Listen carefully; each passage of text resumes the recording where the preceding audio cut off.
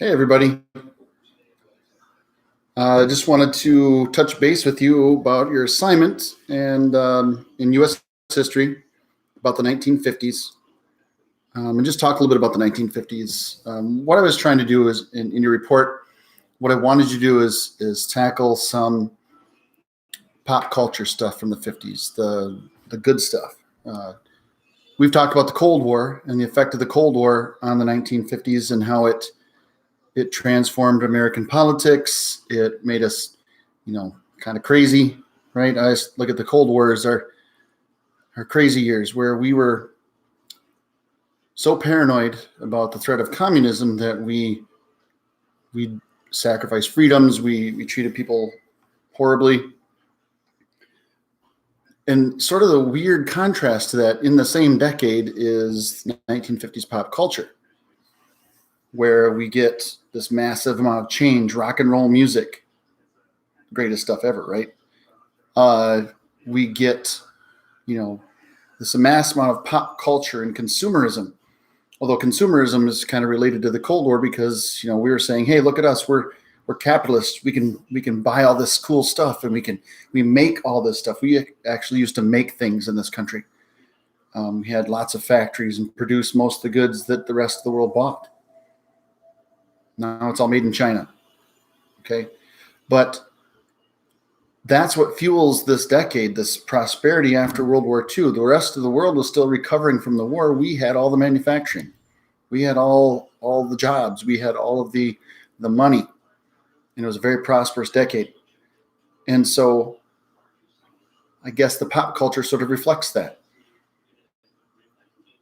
The excess, the money that we had, the consumerism, the obsession with, things to keep our minds maybe off of the Cold War and what was happening. TV was big. Everybody had to have a TV, right? You got to watch I Love Lucy and some of the Milton Berle show and all these different entertainment programs that nowadays seem kind of cheesy if you watch them. Although some of those shows still hold up. Lucy's still funny. I don't care. But it was the early years and of entertainment on television, and we were fascinated with it. Just like the internet sort of takes off in the 90s, we can't get enough of it. Nowadays, smartphones, we're always staring at these stinking phones. The 50s version of that was watching TV for hours. My mom talks about how they used to sit and watch The Test Pattern. Okay, where you'd wait for the TV show to come on, and networks back in the day didn't have programs that filled 24 hours worth of time. So in the downtime, they would have just this weird test pattern, and you'd sit and wait for that. Was it going to come on? The show's going to come on next. Yes. And then it would come on and you'd watch it. Music, rock and roll. Everybody knows about Elvis Presley, but he wasn't the guy that starts rock and roll. He just sort of made it famous. That was started among African Americans like Chuck Berry, who just took some kind of old-fashioned tunes and pepped them up a little bit, changed the pattern, and made it more energetic for the younger crowds. So these are the things I kind of wanted you guys to focus on. The cool stuff about the 50s. McDonald's, if that's a good thing.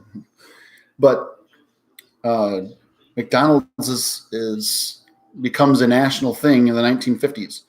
It was a local restaurant in California. It was bought out by Ray Kroc, the franchise, and he made it into this mega giant that it is today. So that begins in the 50s. So a lot of the stuff that we really associate with today starts in the 1950s or started in the 1950s. A lot of these items related to pop culture. Now you can trace it back and say, well, no, not really, the 20s or maybe even before that. But as far as what we're concerned right now, the TV, although nowadays we binge on Netflix. Any good shows, by the way? I'm told I'm supposed to watch The Witcher. I haven't started yet, but I hear it's good. Okay. But still haven't started watching this Joe Exotic show. not caving in. It's the mullet. Anyway, so for the report, I was hoping you would focus on some of those items that you could connect to now. You could say, you know what, I maybe have heard of this, or is this the reason why we have this going on today because of this item from the 1950s? So I was hoping that's what you would approach it with. So hope it was interesting for you. What we are going to go on to next is the civil rights era, where African Americans in the United States try to change things for the better, especially in the South, where segregation still exists, but really all over the country. And because of this lovely new format we're using, it won't quite be the full extent of what we normally would do. Some of the things are just better in the classroom and hard to come off with over this thing. So we will do a version of the civil rights movement starting tomorrow with some information and perhaps a video about the beginnings, or what it was like in the South under Jim Crow laws. Now, we've talked about those in a couple different units, so if you don't remember what those are, shame on you. But if you don't, it's laws that kept blacks and whites separate in the South legally, and is, according to the courts at the time, it was illegal until a very important case. And we're going to start talking about, try to understand what it was like in the South under Jim Crow, and then go into that case and how things began to change. So if you have any questions for me about the assignment before it's due, let me know. Get a hold of me, email, Zoom tomorrow, whatever. If not, see you tomorrow.